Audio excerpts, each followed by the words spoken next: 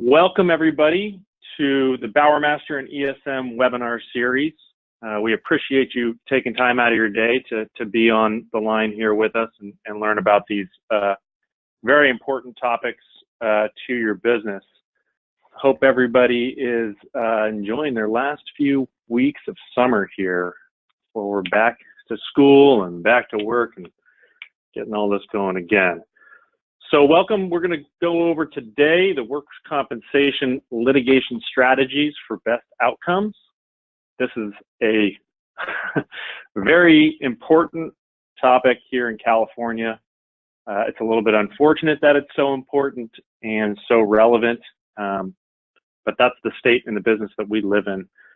So we're going to be giving you guys some good information, some good tools today to hopefully combat the workers' compensation arena a little bit and give yourself the best outcomes when these things unfortunately do occur in everyone's business at some point. Last webinar, we went over independent contractors and what's going on in that marketplace and the changes that we're starting to see from a state level. A big case got pushed down, the Dynamex case, and we actually have worked with ESM and our employment attorney and come up with a white paper. So we're going to be posting that on our website and sending out some emails because that is a very important topic for anyone who's dealing with that has independent contractors that they work with, which is a necessary in our business today for a lot of our folks.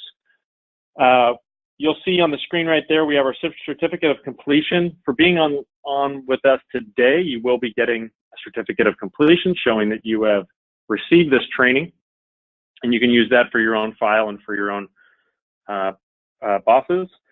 But we will also be using it with the carriers for your renewal. We build a file that, along with other aspects and goes into the carriers to show that you're very serious about your loss control and risk management and doing everything that it takes to make your company a safe and claims-free company. I think it goes a long way. But that is enough of me. I will hand it off right now. By the way, I am Chris Trudeau.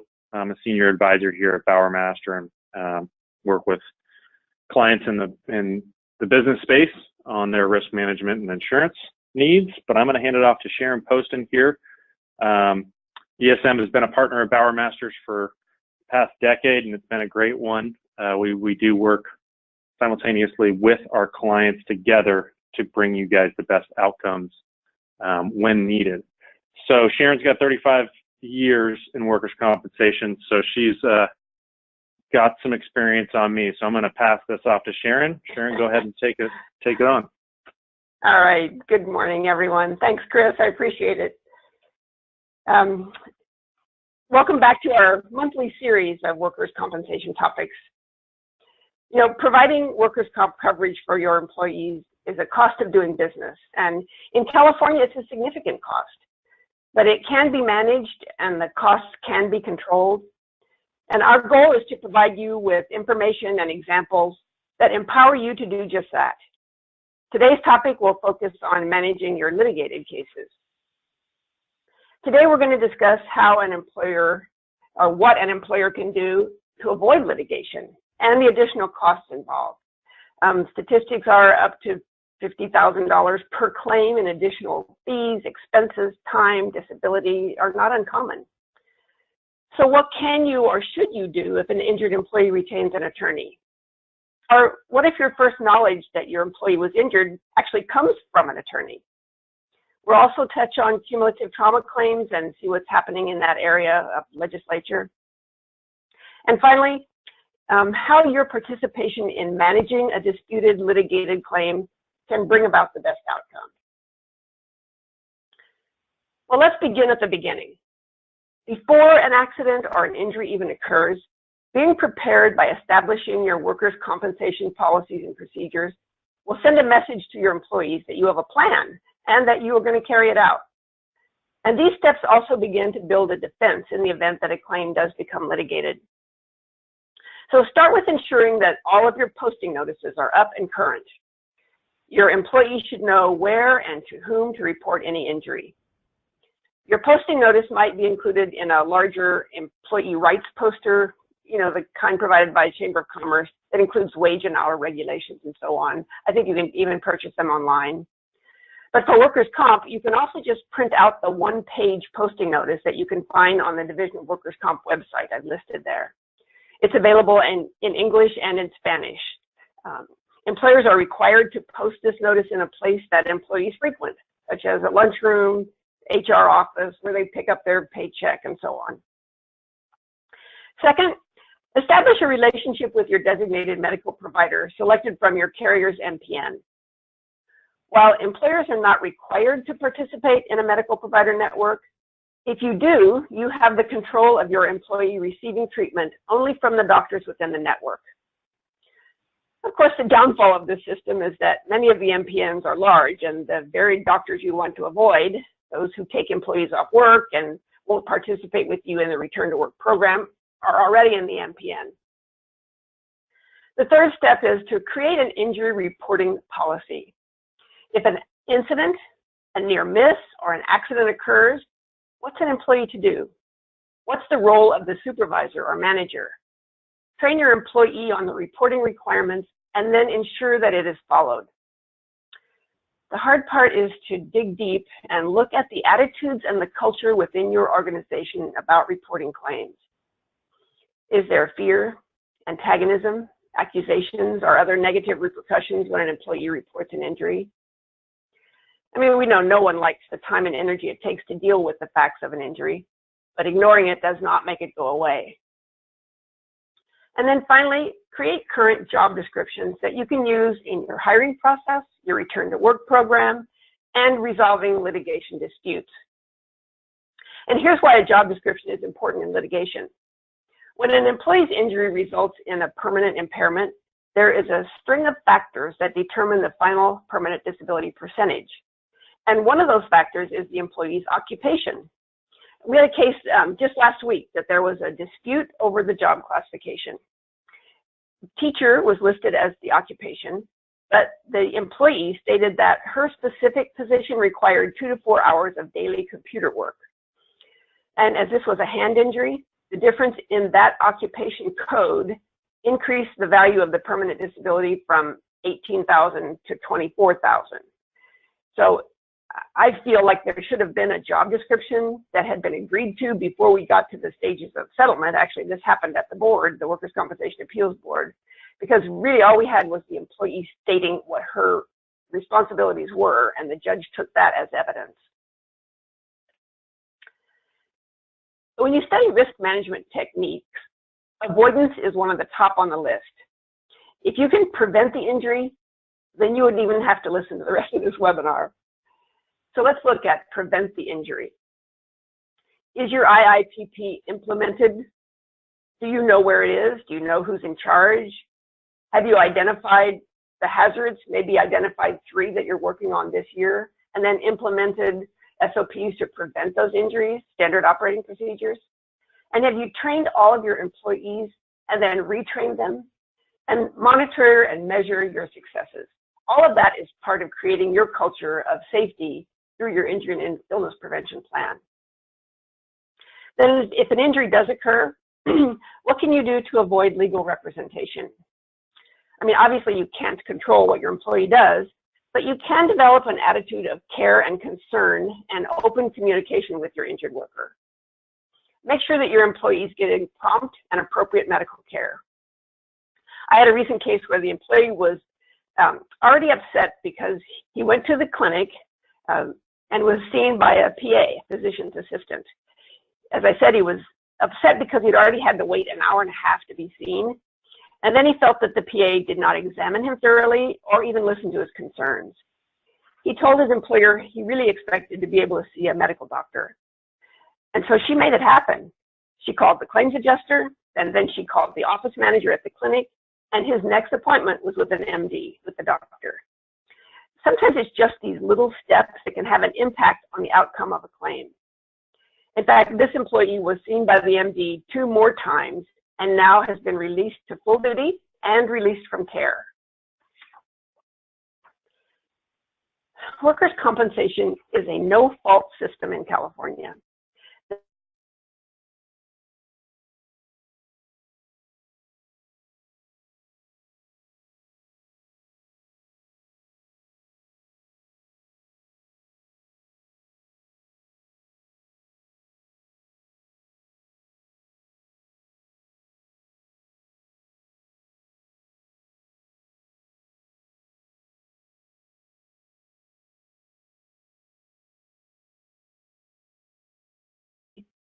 So why does an employee retain an attorney? I guess that's the $64,000 question. Sometimes it's fear of losing their job, or maybe lack of response from their employer or from their claims adjuster, or maybe they're just off work and watching daytime TV and are enticed by an advertisement. An applicant attorney is paid from the employee's permanent disability award. 12 to 15% comes straight off the top and into the attorney's pocket. Yes, sometimes there are disputes that need negotiation to be resolved, but the reason that costs increase with litigation is because the applicant attorney looks for ways to increase the PD benefits. And this is done by adding body parts, adding an additional cumulative trauma claim when there's maybe already a specific claim, finding a liberal doctor or a medical legal evaluator who's more likely to give a higher rating. All of those things increase the overall settlement. When you add body parts, those are stacked, and so the PD increases as you add the body parts. Well, I guess here's your takeaway message for today. Attorney representation does not change the employment relationship. You should maintain active and continuous discussions with your employee about their employment and their ability to perform their job as they recover. I've heard claims adjusters tell employers that you can no longer talk to your employee since they now have an attorney. Well, that is a true statement for claims adjusters, but it is absolutely false for the employer. In fact, you must continue to talk to your employee about employment issues. You're required to do that by the overlapping leave laws of Fair Employment and Housing and the Americans with Disabilities Act. In this example, we're talking about a current employee who has an accepted injury. So you get the notice of representation with the application for adjudication of claim. And you just can't help but ask yourself, what? Why? I've done everything to make this work for the employee. I know it's painful, aggravating, and just plain annoying. So just close your eyes, take a breath, and sit down and read through the paperwork. Read the notice of representation and the application for adjudication of claim, and all of the allegations made there. You're the one that best knows your employee, so make sure the basic facts are correct. Do you agree with the dates of injury that are alleged and the body parts alleged? Have things been added since the injury actually occurred? Do you agree with the wages? Because that's going to have an impact in the final settlement amount as well. Do you agree with the occupation that is listed? Do you feel right now, early on, is there going to be a dispute about the occupation? And do you have a job description to solidify exactly what that employee did? Then call your claims adjuster and go through the details with them. When you get the notice of representation and the application for adjudication of claim, I always suggest look at the very bottom and see who was carbon copied. And if your carrier was copied, then you know that they did receive a copy. There's a proof of service.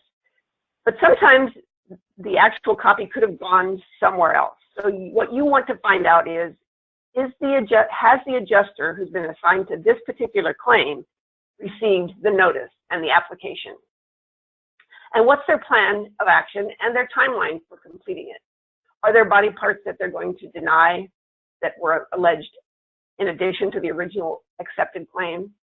And then verify if there's a new doctor that the applicant attorney has referred their client to, is that new doctor in the MPN?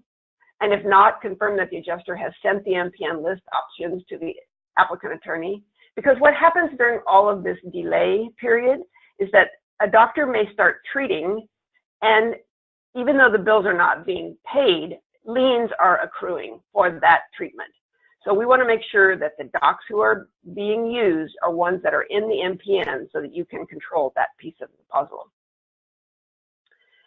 All right, let's just pause for a minute and talk about some of the rules. We've been talking about specific injuries that are accepted claims, but we'll also be talking about disputed allegations and denied claims. And there are specific rules for these. There's a 90-day deadline for the carrier to deny a claim. If it's not denied within the 90 days, it's presumed compensable. And that 90-day meter starts ticking as soon as you know of the injury. That could be when an injured employee reports the claim to his supervisor or manager or other person of authority. And that's why it's important that you train your supervisors and managers on their requirements to then report to the proper person. Whatever you've decided your protocols and hierarchy are, maybe the supervisor reports directly to HR, to a work comp coordinator, to a safety manager. Whatever your protocols are within your organization, they should understand who they should be reporting to and the importance of doing that immediately. And then you, the HR, or whoever is that designated person, reports to the carrier as soon as possible. Legally, you're required to report within 5 days, but the sooner, the better. Especially if you dispute the injury, you want to give the carrier as much time as possible within that 90-day window to complete their discovery. You know, next month we're going to be talking about how to read loss runs. And one of the statistics that many carriers put on the loss run is the lag time. How long does it take to report once the employer is aware of the injury, employee reports to the employee, reports to employer, how long does it take for the employer to report to the carrier? That's the lag time. And you can just look at each claim and see, you know, reported in 2 days, 3 days, 5 days, 50 days. What is your average lag time? And if on those specific claims where there is in excess of 5 days, why? So maybe that's a place that can help you go back and train your employees and supervisors in the importance of prompt reporting. Here's another little aside that I think will help you. It really helps if you know the terms. We know that claims people speak this lingo that's sometimes difficult to follow, but there are a few legal terms that you should know and be aware of. And the first in a disputed claim is AME QME. So this is a system of a one doctor evaluation and conclusion. That's what we live with in California. One doctor makes a final determination as to whether or not a claim is compensable. Now, the problem with adding the body parts is that one doctor may be needed for many specialties. So you might have to have an orthopedist or an internist or a pulmonary specialist or a cardiologist or a psychiatrist. And each of those, you know, there are fee schedules, but I'm telling you, the cost of a QME can be, or an AME can be from $750 to thousands. I mean, literally tens of thousands of dollars, especially for psychiatric reports. So what's the difference between an AME and a QME? The AME, or the agreed medical evaluator, is only used in litigated cases. And that means that there is an agreement by both parties, both the defense and the applicant, of what doctor to use. And there are pros and cons of this. I'm not a fan of using an AME for compensability questions because inevitably an AME wants to please everybody. And so often they will find compensability but give a low PD rating. So they help the claimant and then they help the employer. So it's kind of a balancing act. I think for the most part, a QME is a better choice when you're looking at evaluating causation or AOE COE. So then what is a QME, a qualified medical evaluator? Well, this is it's a lottery. It is a random panel of 3 doctors selected by zip code, and each side strikes one. The one that's left standing is the QME. So it becomes really the de facto AME because you've each had an opportunity to strike one of the panel QMEs. This too has its problems. There are very definitely deadlines. you have to be able to schedule an appointment within a certain period of time. The doctor has to report within 30 days. All of those deadlines that are not often upheld. We have fewer and fewer QMEs. I will have to say, Christine Baker, the retired executive director, she really had it on her agenda to stop the fraud and all the things that were happening along with Senate Bill 863. And so many QMEs were disallowed from the system. If they had been convicted of fraud or had any other legal ramifications against them in any of the fields, they were eliminated. So, I mean, that's the good news. We eliminated many of those doctors, and the bad news is there aren't many that have stepped up to take their place. So it's often very difficult to get into a QME timely, and then to get the report that you want on a timely manner and that addresses all of the issues. Part of the delays in the litigation of the case is that you'll get a report from the doctor, you've asked him to address number 1, 2, 3 on your cover letter, and he only addresses number 1. So then you have to go back and get a supplemental report and have him address number 2 and 3. And even then, sometimes the report is not substantial medical evidence, and you end up deposing the doctor so that you can get a final resolution to the case. All of that adds cost and delays to the claim. Then the other term that you should know, I just referred to, is AOE COE, and it's kind of said fast like that. So your claims adjuster may say, yes, I'm doing an AOE COE investigation. That just means that compensability for causation is being examined, because it takes 2 criteria for a claim to be compensable under workers' comp. It must arise out of employment and be in the course of employment. So that's the term that you should probably know. Has AOE COE been accepted, which would mean has the claim been accepted or denied? Okay, now let's get back to what we were talking about with the claim and what your responsibilities are. If you've been talking about a disputed claim that has been placed on delay, report the claim immediately. As soon as you have been given a claim number and an adjuster name, call them, follow up with them. Tell the adjuster that you want to be kept informed of the progress of discovery. Discovery being those things that we just talked about. Statements being taken, depositions being taken, medical records being obtained that would prove or disprove a prior injury or some other causation. And then send that to them in an email form so that they have it documented. And in my opinion, I would always copy the supervisor. So there's no question, you are wanting to be engaged. And then ask if you can participate in the selection of the defense counsel. Some carriers have internal staff counsel that they use, but many have a vendor list of preferred defense attorneys that they use. And make sure that you tell them you want an attorney that's got years of experience and is a workers' comp specialist, and that you would like to participate in that if possible. And then keep a short diary. I know this is a lot of work up front for you, but in the long run, it makes the case move faster. So during that 90-day window, keep a short diary. Every 2 weeks, ask the question, what was the date and result of the employee statement? What was the date and the result of the witness statement? What was the date that the medical records were requested? Because when a person gets busy and their desk is always busy, that 90-day window sometimes things don't start happening until the 80th day.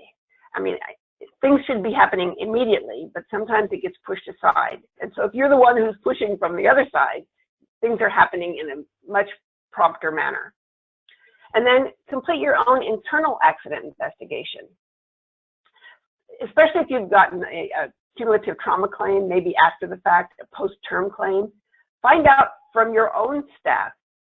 There's going to be an alleged date of injury. So ask the supervisors and managers, were there records of incidents or near misses that were reported? Did you do an investigation earlier yourself in that time frame that could be beneficial to the defense attorney going forward? Okay, let's take a breath and take a look at a case study. In this example, we have a 37-year-old who's alleging depression and anxiety. The claim was denied in March of 2017. the QME report of 10/1/17, and I put those dates in there because you can see already the 7 months that have lapsed, or 6.5 months that have lapsed between the case goes denied and now we get the QME report so much later. And meanwhile, the meter's ticking. The claim is denied, but if that person is collecting state disability, then there's an EDD lien that's accruing. If they're treating under medical liens, then there are medical liens that are accruing. So it's not like it's gone away. All of those things are still accruing and are going to have to be resolved at the time that the whole case is resolved. So then again, in this particular case, QME didn't answer all the questions, supplemental reports were requested, additional records were sent, and finally, in June of 18, a year and 3 months later, the QME's deposition is taken. In the first report, the QME said, I believe that the work caused the predominant cause of the injury. And so you may know that when a psych claim has a different threshold for compensability, the stressors of work must be the predominant cause of the condition. So 51% must be caused by work. And how do you find that out? Through the discovery we just talked about, the depositions, the medical records, and now finally this medical legal opinion. So the doctor first said, I believe there was a psychiatric injury. Then a supplemental report was requested, and it was kind of iffy, you know. This whole system is based on one doctor, and he wasn't very clear. So they set his deposition, and he waffled. You know, first he said, yes, it's industrial, and then he said, well, it may not be. In this particular case, this woman had significant prior psychiatric disability and treatment. And so it was a tough one. She is currently in a very fragile state, but how much of that was caused by work and how much was pre-existing? Or did something push her over the edge? These cases are not, I mean, you know, it looks like 51%, that's pretty black and white. It should be easy to establish that threshold, but it is not. It takes a lot of discovery and discussion. So what do you do with this case? I mean, we were to the point of deciding, do we continue with discovery, more depositions, more supplemental reports, more additional records, or should we take a look at perhaps settling this case? And I think you have to look at all of the options. The first option to look at is, what is the potential exposure if this claim is found compensable? In fact, that should be the question that you ask at the very beginning. If this claim is denied, can I win it at trial? And that's the attitude that you should take going forward, because if not, then better to either accept and manage or attempt to settle it early before all of these additional expenses begin to accrue. So you're going to look at, what's the strength of this denial? Is it based on a medical report? Is it a kind of not a strong denial? Maybe it's based on the employee wouldn't participate, or we didn't have a medical release form. I mean, those are very weak denials, because all the employee has to do is sign the medical release and there goes your denial. So look at, what is the strength of the denial? And then what are the odds of prevailing? It's not really one thing that you have to consider. Who's the judge that's been assigned? Sorry, but that has a great impact. If you know you got stuck with a liberal judge, your odds of winning at trial are probably less than if you had somebody else. And there are some strike processes, but usually you're stuck with whoever's assigned. Who's the applicant attorney? Is it somebody who's good and she knows her cases and she knows the facts and she's going to be a tough one to come up against because she's going to be prepared? Or is it one of those applicant attorneys that has 3,000 or 4,000 cases and they don't really know their case at all? And what's the venue? What Workers' Compensation Appeals Board? Is it LA? Is it Salinas? You know, both liberal boards. Is it San Francisco? Is it Sacramento? You should know the venue and what the attitude of that prevailing board, that Workers' Compensation Appeals Board is. And who's the AME and the QME? Are they reputable? Is their report substantial medical evidence? All of those things are important in looking at what exactly is the cause. So, and remember, liens are accruing. So when you're discussing settlement, you should also know how much the liens are at any given point. Okay, so all defense attorneys are not created equal. Sorry. But if you ask to participate in the selection of the defense attorney, request a work comp specialist who has a minimum of 5 years of experience. I know young attorneys have to learn and train, but you don't want them to learn and train on your case. They'll have to go find someone else for that. So who does the attorney work for? If you ask any defense attorney, they will tell you that they work for the carrier. But you're the one writing the checks. Ultimately, it's yours. So you should have some ability to communicate and to participate in the litigation process.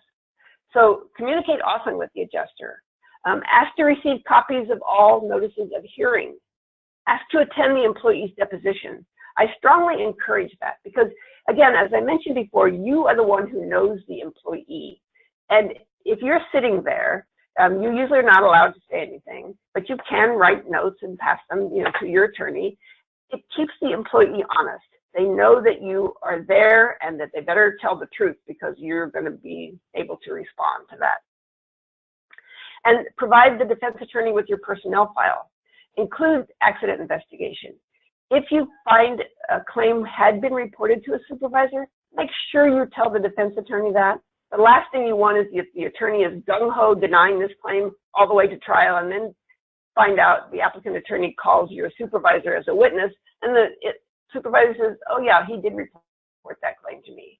So you've lost that case. And if you get a subpoena for records, ask the attorney to respond to any subpoena or review those records for any confidentiality reports that should not be submitted. Okay, 9:30, and I've still got a bunch to go. This is a hot topic, so I hope you'll stay with me for a while. We're probably going to go over this time. If you have to leave, I certainly understand, and the PowerPoint and the recorded webinar will be sent to you. So I don't usually like to go over, but we're going to this time. Okay, we can't talk about litigated cases without talking about CT claims. If you're in the audience, you probably know a CT claim or a cumulative trauma claim.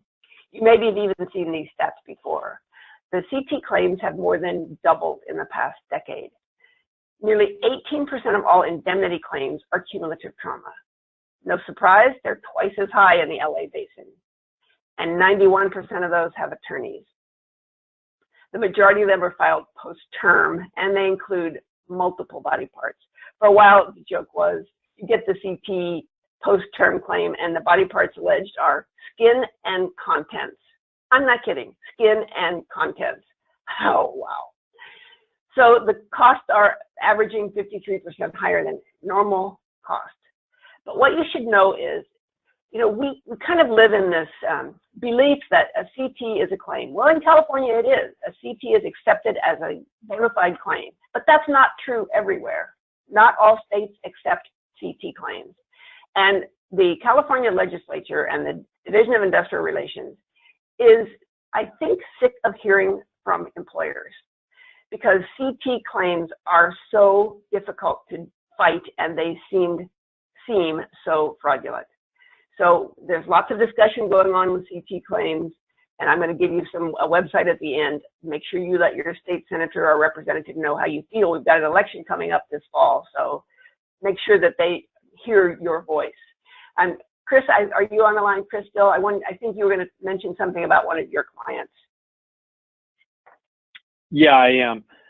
This is just a hot topic, and we're seeing it everywhere as these stats show. I recently had a client that, for unfortunate circumstances, had to do a layoff, and what we saw come in was 6 CT claims by 6 different claimants that were laid off, and they all came in through the same attorney. And so what you're seeing is these people getting together, making decisions as a group, and they're very hard to fight. All it takes is really 1% causation for money to be paid out. That being said, any of these claims, especially CT, get with your Bower Master broker as soon as possible when you see them, because the carrier is not always going to fight for you. They're going to try and settle, and they're going to try and settle as soon as possible, which can have huge effects on your experience modification. Make sure Okay, you get with your Bauer Master Broker. We'll probably bring ESM in as well to get the carrier and the adjusters to understand how this is going to affect you and make sure that you're part of the decisions that are made throughout the claim. That's all I have on that, Sharon. Okay, thanks, Chris. I know I'm sure some of you in the audience can have equal horror stories to tell us. So here are again a few terms that you should know. CT, cumulative trauma. Applicant is the employee. The applicant attorney, AA, represents the employee.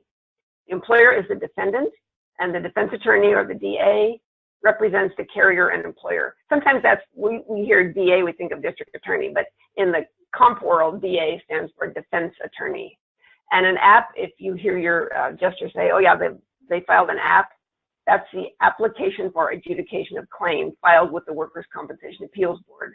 You know, as I mentioned earlier, the benefits are statutory for workers' compensation. So when you get an application for adjudication of claim or notice of representation, you are not being sued. It's not a lawsuit. Workers' comp is the exclusive remedy. It's just filing an app with the board that there is a dispute of some kind. And the blind app is when your first notice of the injury comes through the back door through an attorney. And we've talked about the importance of reporting that claim as soon as possible. So what is a CT period? So we think in terms of our work life, and a cumulative trauma is one in which the effects of your work life have, with repetitive motion, usually repetitive motion, have an effect in causing some kind of medical condition.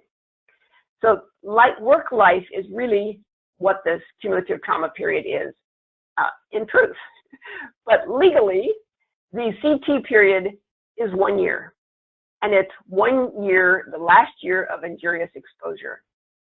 So for example, a CT claim for 4/1/17 would actually be 4/1/16 to 4/1/17.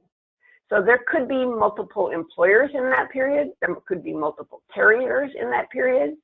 So it's important that the carrier and defense attorney have a copy of your personnel file that lists the date of hire and the job application that lists prior employers, because that will help to determine if you are the responsible one for the entire CT period or if there are others who should share in that responsibility.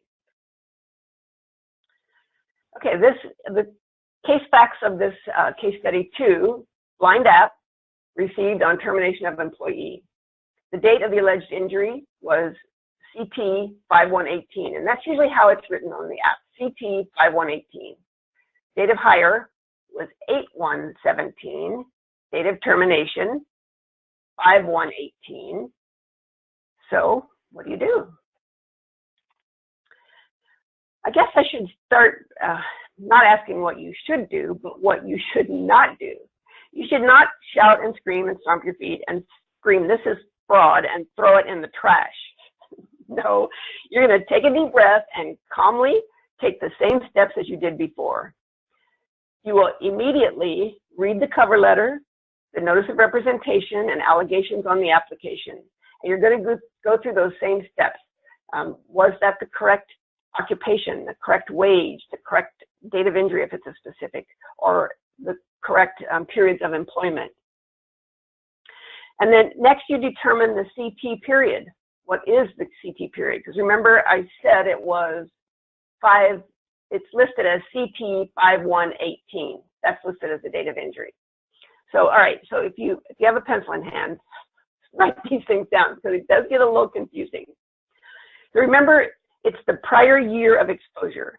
So the CT in this case would be, write it down, 5/1/17 to 5/1/18. That's the period that you're looking at. And what do you immediately notice? Wait a minute. The CT period is 5/1/17 to 5/1/18. He wasn't even hired until 8/1/17. So he didn't even work for you during that full year. Check your personnel file. Did he fill out a job application? What employer did he list that he worked for immediately before he was hired by you? Did he list that he did the same type of work? So is there another employer that should be included in that period of time. And if you're thinking to yourself, oh, wait a minute, I don't even have a standardized job application. Okay, I recommend that you now implement that step to make sure that you have a standard job application that lists prior employers. So do you agree with the wages that are alleged? Do you agree with the occupation? All of those things you are looking at as you are looking through this application for adjudication of claim. All right, next, you file the claim immediately with your carrier. The carrier that was providing coverage during the alleged CT period. Okay, darn, another problem. Do you have a pen in hand? Let's do this again. Write this down. The CT period is 5/1/17 to 5/1/18, but your policy period was 7/1/17 to 7/1/18. So you'd changed carriers on 7/1/17. So where do you file it? Well, you file it with the carrier that had the last exposure. So let's say Travelers was the carrier from 7/1/16 to 7/1/17. Then Liberty Mutual renewed 7/1/17, 7/1/18. So the last date of the CT exposure of 5/1/18 fell within the Liberty Mutual policy period. So you file it with them. If they need to join a prior carrier or a prior employer, then they can do that at a later date. And this would be called a joint coverage claim. And it's important to know that term because it can definitely have an impact on your experience modifier. But remember, you hired him on 8/1/17, so Liberty will probably join the carrier for that additional period of the CT, the one-year CT, that they had exposure. I know that probably thoroughly confused you. Just remember to consider the CT period and his period of employment and report that to the carrier. I know it seems against your best interest to file a claim with your carrier when you get a blind app, but really it is in your best interest to report it immediately so they can get started on their investigation and potential denial. The longer you hold it, the shorter period of time they have to meet their deadlines. The claim has to be denied by the carrier within 90 days of your first notice. So report that claim immediately. And then meanwhile, you're conducting your own investigation. Did the employee work during the alleged period? That's another thing.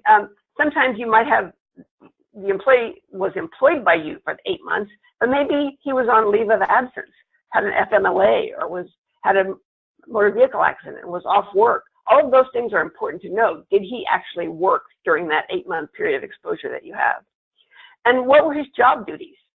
Talk to the supervisor and manager and coworkers. Did he ever report an alleged injury to them? And if no, report that to the claims adjuster. Give them the names and help to coordinate the carrier taking statements of any supervisors or witnesses that you have available.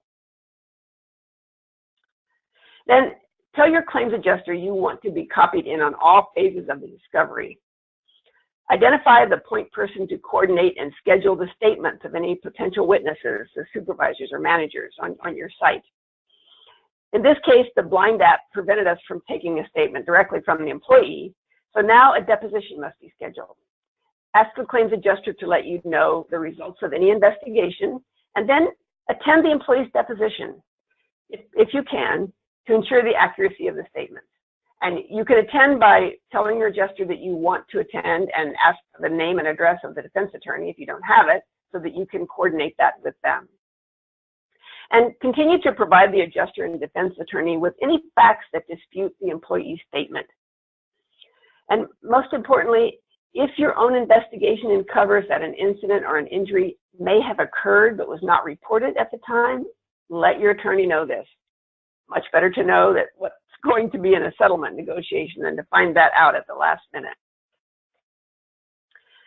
All right, before we move to the final case 2 slide, I'll let you know one more labor code that may influence the result of this alleged injury. It's Labor Code Section 3202.5, and it states that a workers' compensation judge must liberally construe the law. So we have to present hard facts to disprove that an injury occurred during your employment. If the facts are even, the judge must rule in favor of the employee. I'll just say that if your employee held a laboring position and he has an objective diagnosed condition, it's very difficult to win that case at trial. Remember, this is a no-fault system. The employee makes the allegation, and you have to disprove it. For example, you hire a drywall installer, and he alleges a shoulder injury. It was never reported, but it comes in a post-term blind app. But unless you can prove that the injury occurred elsewhere, or that the condition was pre-existing and he was treating before and during his employment with you, a doctor will likely find that a job either caused or aggravated the shoulder condition. Now we'll get to the settlement evaluation phase. We believe that this assessment should be undertaken during the 90-day discovery phase. Is this a case that can be denied and won at trial? If not, what should we do now? We believe that any time the parties come together early in the discovery phase, attempts should be made to settle the case. Usually the first opportunity is at the employee's deposition. You and the carrier should have an idea by then what the exposure might be and the odds of prevailing.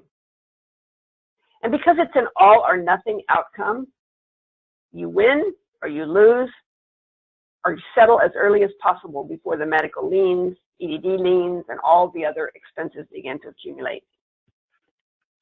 Often, we want the carrier to take that case to trial. We want our day in court for this alleged injury. If you have a guaranteed cost policy, you've actually given your carrier the right to manage and settle all claims. But that doesn't mean that your input is not important and valid. You will ultimately bear the responsibility of the cost of the claim, where you have a deductible program or through your XMOD in a guaranteed cost program. So you're ultimately writing the checks. So stay engaged and involved, and that will ensure that the most optimal cost-effective result will transpire. Let's summarize. Whew, that was a lot. Thanks for sticking with me. I see most of you have stayed on. Report all claims immediately. You have a statutory 5 days to report a claim to your carrier, whether it's witnessed or not, legitimate or blind app, filed post-term, whatever, report those claims immediately. And then keep asking questions of your adjuster and your defense attorney until you understand all of the options. Sometimes I know we have our own fears and anxiety about, I don't know what to ask. I don't understand what they're saying. It's a very complex system. So don't hesitate to say, I don't know what you're talking about. I don't understand that. Please explain it in another way. If this is a current active employee, keep them working and keep talking to them about employment issues. Manage their recovery with increasingly progressive work options as they heal. Continually ask your adjuster for their plan of action and timeline to complete their activities. Attend employee depots and even hearings if you can. You'll probably be a little shocked at how informal the Workers' Compensation Appeals Board is, but at least you'll get a flavor of what it's like to be there and how most of the negotiations take place in the hallway. Your active involvement is key to the outcome. I think of the analogy of building a house. Do you hire a contractor and then give them your checkbook and tell them, just let me know when you're done? No, of course not. You would have checks and balances, timelines and deadlines, and you'd hold them accountable to what they say they'll do. Well, the same is true for litigated workers' compensation claims. We're often unsure and afraid to ask questions that will make us look stupid. Or maybe we don't even know the questions to ask. But stick in there. It really will pay off in the end if you stay actively involved. I've been to hearings, and when the employer is there, the judges are always impressed. Oh, you're the employer. Oh, it shows that you are concerned. You want to be there, and that can have an outcome on the settlement. Whew. I hope I've given you some terms and rules that will help you in your negotiation of disputed claims. I know it's frustrating and you want to throw up your hands in exasperation and the complacent attitude of adjusters, but stay involved and take action. And I will tell you that the cumulative trauma claims have finally escalated to the Department of Workers' Compensation as a significant concern for California employers.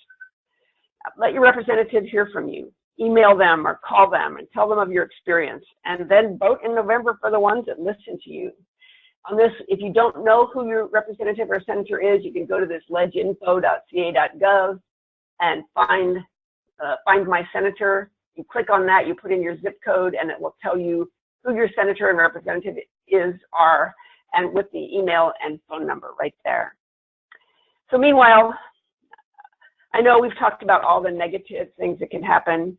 Don't let it sour your attitude for the majority of legitimate injuries that occur. Stay positive and keep your employees working. Yes, we're going to fight tooth and nail the ones that we think are fraudulent or should be denied, but the majority are employees who want to work. So let's keep that in mind and keep them working. Okay, Chris, I'll pass it back to you. Sharon, thanks so much for all that information. As you guys can tell, I mean, we went about a half hour over what we were hoping to get you out with, but it's because this information is so important, and because there is so much information in order to fight these correctly and handle these claims correctly and get the best possible outcome that we can for your company. It's very important that you stay involved, as you heard many times throughout that, and we can't stress enough, get your Bower Master advisor involved as well, and so we can make sure the carrier understands how important this is to you and how it affects you. A lot of the times they don't understand how it affects you. They think it's all their money, but that's not true when it comes to the experience modification, your loss runs, and how it ultimately affects you.